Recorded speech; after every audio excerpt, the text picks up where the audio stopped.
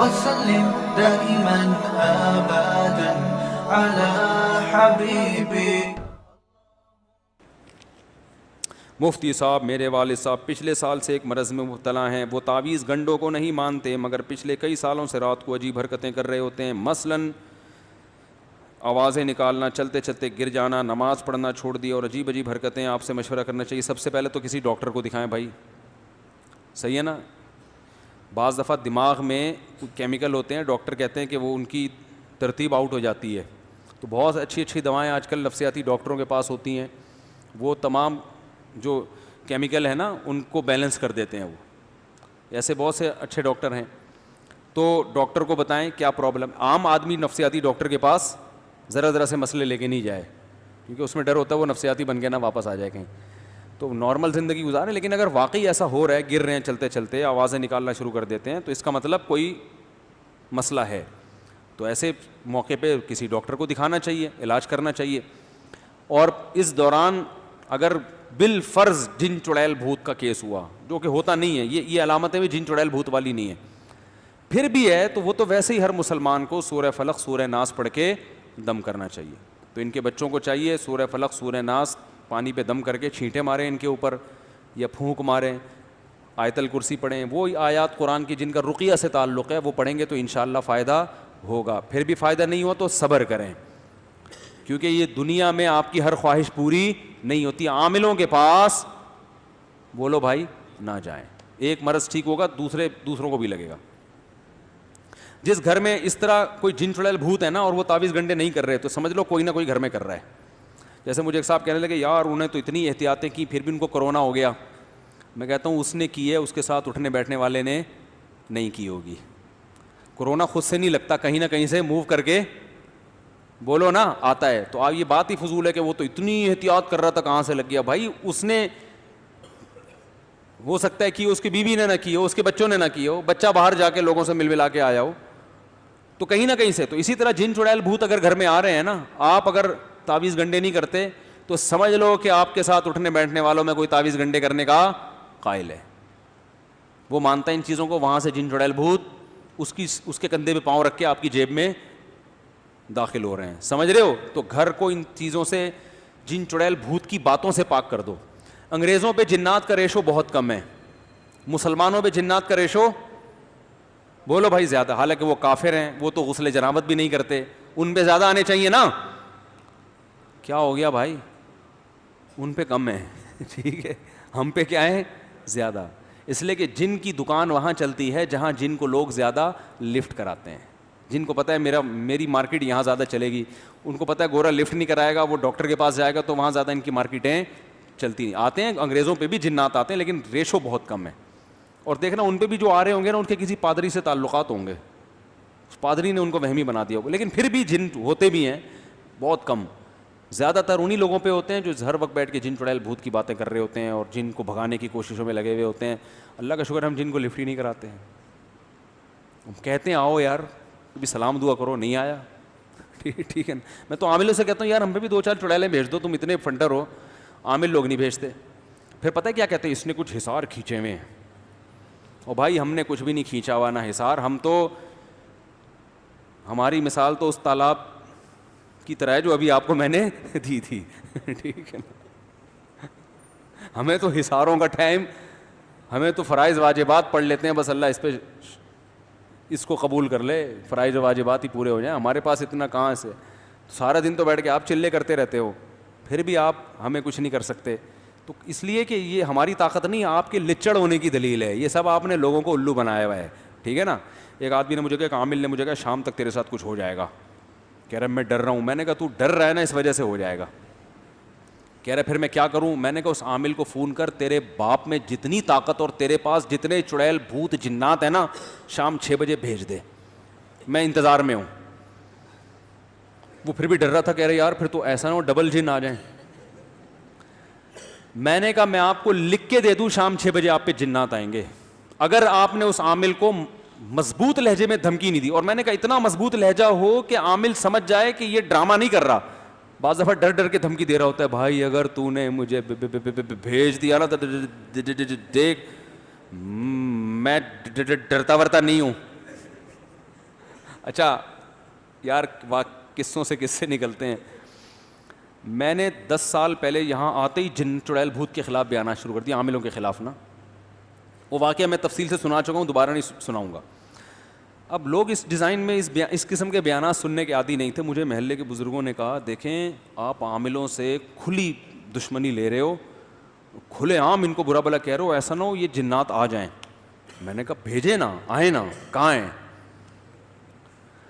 تو اب باتیں میرے خلاف کہ بھائی یہ تو اچھا ہمارے مؤذن صاحب بیچارے نیک آدمی, وہ بھی ڈرنے لگے کہ یار مفتی صاحب کہیں مروا ہی نہ دیں ہم کو, کیونکہ گھر ہمارا ساتھ ساتھ ہے نا.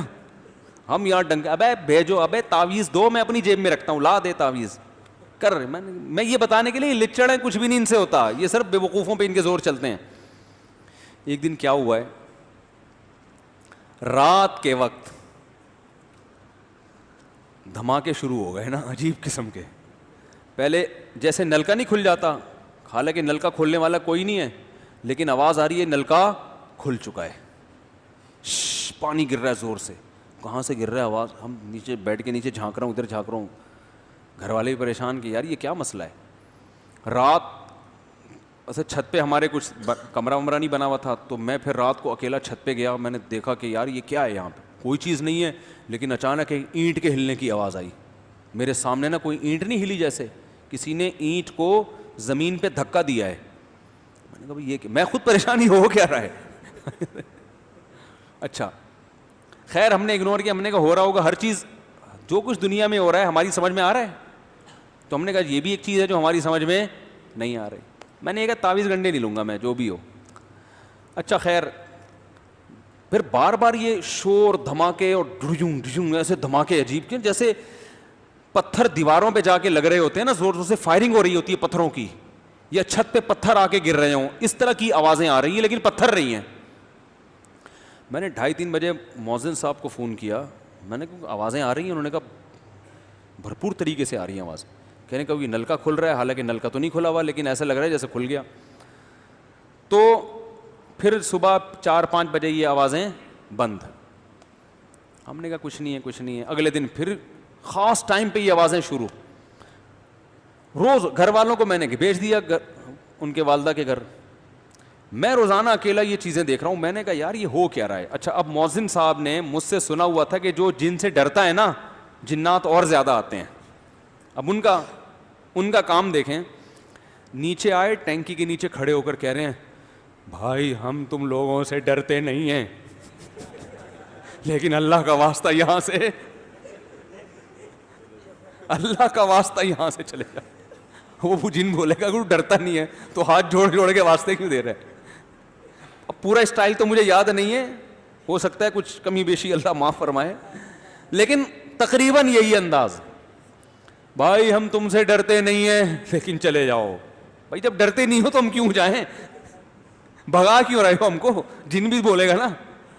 اچھا مجھے نہیں بتا رہے مؤذن صاحب, مجھے تو پھر بعد میں پتا چلا مؤذن صاحب یہ کچھ کر رہے ہیں. میرے خلاف محلے میں باتیں شروع. یار انہوں نے اپنی فنڈر گیری میں نا مؤذن صاحب کو بھی مروا دیا. ان کے گھر میں بھی جنات آتا. ممبر پہ بیٹھ کے اتنی فنڈر گیری اچھی نہیں ہوتی یار, اپنے چکر میں ان کو بھی ایسے کر دیا. یار اب لوگ باتیں کر رہے ہیں, دیکھنا ہم اپنا نارمل لائف. 1 ہفتہ مسلسل یہ دھماکے ہوئے ہیں. میں نے کہا یار یہ اس کو دیکھنا چاہیے, کوئی شرارت کر رہا ہے, کیا کر رہا ہے. یہ میں نے ٹھان لی کہ اس کو میں ٹریس کروں گا یہ ہو کیا رہا ہے. کہا کہ آج میں دیکھتا ہوں جیسی پہلی آواز آئے گی فوراً وہاں جاؤں گا, یہ آواز آئی کہاں سے ہے اور پھر اس کے بعد کہاں سے آ رہی ہے. تو 2-3 دن سے میں ٹریس کر رہا تھا, پتہ نہیں چلا. ایک دن کیا ہوا کہ مجھے آواز جیسے ہی آئی نا, تو ہمارے گھر کے باہر دیوار میں جو ہے یعنی مسجد کی طرف دیوار کھلتی دیوار ہے وہ, اس میں مجھے اندازہ ہوا سب سے پہلی آواز گیزر سے شروع ہوئی ہے. کر کے آواز آئی کہاں سے, گیزر. اس کے بعد دھماکے. بس میں نے کہا پکڑ لیا, حالانکہ مجھے نہیں پتا تھا یہ کیا ہو رہا ہے. میں نے کہا فالٹ کہاں ہے, کچھ نہ کچھ گیزر میں کوئی گڑبڑ ہوئی ہے جس کی وجہ سے یہ سب کچھ ہو رہا ہے, کیونکہ یہاں سے شروع. حالانکہ میں تو ماہر گیزریات نہیں ہوں, لیکن جب انسان جن چڑیل بھوت پہ نہیں ڈالنا, اس کی کوئی لاجک تلاش کرنی ہے, تو بھائی ہمیں تو جہاں سے سرا ملے گا ہم وہ سرا پکڑیں گے. میں نے کہا یار یہ گیزر سے جنات کا کوئی تعلق نہیں ہو سکتا, اور یہ دھماکوں کی ابتدا گیزر سے ہو رہی ہے. مسئلہ ہے. صبح مؤذن صاحب ملے, میں نے کہا مبارک ہو, میں نے الحمدللہ رات کو جن پکڑ لیا ہے اور آج رات دوبارہ جن نہیں آئے گا, لیکن اس کی شرط یہ, اس نے کہا گیزر بند کر دینا. جن کو تکلیف ہو رہی ہے گیزر سے, اس کو گرمی زیادہ لگ رہی ہے, وہ ٹھنڈے ملکوں کا عادی ہے ٹھنڈک میں رہنے, گیزر کی وجہ سے وہ دھماکے کر رہے ہیں. میں نے کہا اچھا جی, گیزر بند کر دیا, کوئی دھماکہ نہیں ہوا. اب مجھے نہیں اس کی سائنٹیفک لاجک پتہ یہ کیوں, لیکن سرا کہاں سے مل رہا, گیزر سے. تو مجھے نہیں پتا یہ دھماکوں کا گیزر سے کیا تعلق. خیر میں نے مسجد کے صدر کو بلایا, میں نے کہا یار یہ, انہوں نے پھر چیک کیا, پتہ چلا گیزر میں ایئر نکلنے کا کوئی راستہ ہے ہی نہیں. گیزر کا پانی جب کھولتا ہے تو ایئر بننے کے بعد وہ پائپوں میں جا رہی ہے اور وہ جا رہی ہے ٹینکی میں.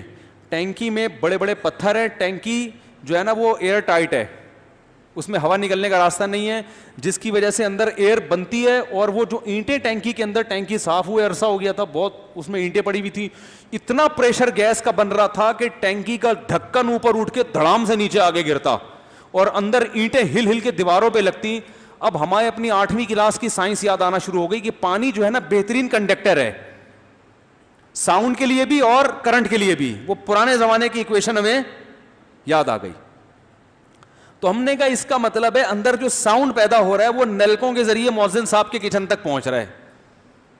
بھائی پانی اس ساؤنڈ کو پہنچا رہا ہے نا. بھائی سوئمنگ پول میں آپ بات کرو, اگلے کو بہت تیز سنائی دیتی ہے اگر وہ بھی اندر ہو پانی کے, ٹھیک ہے نا.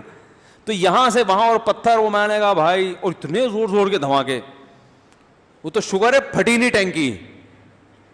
تو پھر وہ ایئر ویئر نکالی تو وہ دھماکے ختم ہو گئے.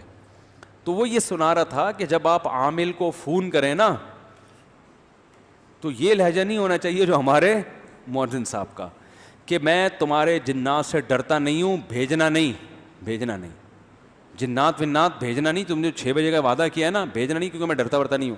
اس سے سمجھ جائے گا کہ ڈر رہا ہے تبھی تو کہہ رہا ہے. تو میں نے کہا اس کو بولو عامل کو, اس نے بڑی سخت دھمکی لگا دی تھی کہ اس کو بولو تیرے باپ میں دم ہے نا. ابیوز لینگویج تو استعمال کرنی پڑتی ہے نا. اب یہ تھوڑی کہ آپ سے گزارش ہے کہ آپ یہ نہیں بھیجیے گا. میں نے کہا یہ زمان میں ان کو بولو بھائی تیرے پاس جتنے جنات ہیں, جو تو نے فلیتے پلیتے قبروں سے نکالے ہوئے ہیں, سارے استعمال کر کے 6 بجے بھیج, میں انتظار کر رہا ہوں.